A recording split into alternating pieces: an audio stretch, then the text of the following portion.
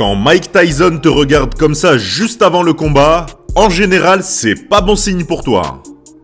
Le 19 août 1995, Mike Tyson est tout fraîchement sorti de prison, après plus de 3 ans d'incarcération.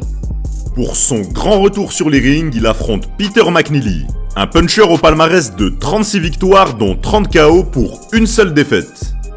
Arrogant pendant la promotion du combat, Peter McNeely ne pourra pas cacher son stress et sa tension durant le face-off d'avant-combat, face à l'intimidant Mike Tyson, revenu de prison prendre sa couronne de roi de la boxe. Mike Tyson semble tout ce qu'il y a de plus serein. Peter McNeely quant à lui à la bougeotte, signe évident de nervosité. Et pour évacuer son stress, McNeely aura la mauvaise idée de se jeter immédiatement sur Tyson dès les premières secondes du combat. Il récoltera un puissant crochet droit qu'il enverra immédiatement au sol. Peter McNeely sera compté et pourra reprendre le combat. Mais malheureusement pour lui, même s'il jette toutes ses forces dans la bataille, Peter McNeely sera très loin d'inverser la vapeur.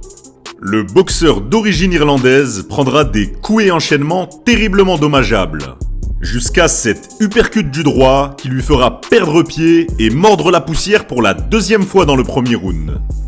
Le coin de McNeely aura l'intelligence de jeter l'éponge pour donner la victoire à Mike Tyson afin d'éviter à Peter, qui n'avait aucune chance de renverser le combat, une très mauvaise soirée. 4 ans après son dernier combat, Mike Tyson réussit son grand retour de manière tonitruante, avec un KO à la première reprise. Il montre ainsi au public et aux spécialistes qu'il n'a rien perdu de son punch et de sa hargne, malgré le fait qu'il soit allé derrière les barreaux. Et selon toi, Mike Tyson a-t-il été affaibli par son passage en prison? Ou en est-il ressorti au contraire encore plus fort? Donne-moi ton avis en commentaire.